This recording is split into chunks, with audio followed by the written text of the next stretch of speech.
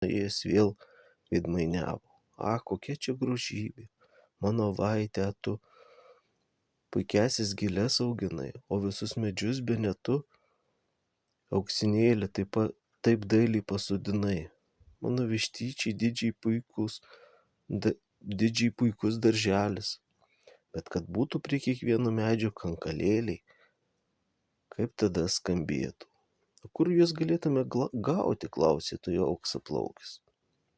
Žinau, ten ant kalno pilnas daržas, tik vieną reikia parsinešti, tai per naktį atsiras ant visų medžių. Tai kad tuos kankalėlius turėtumėt, mano baltutėliai.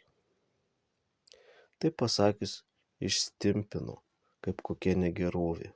Vaikus tiesiog į mirties nasrus įsiuntė, nes daržas ant kalno buvo raganų užburtas.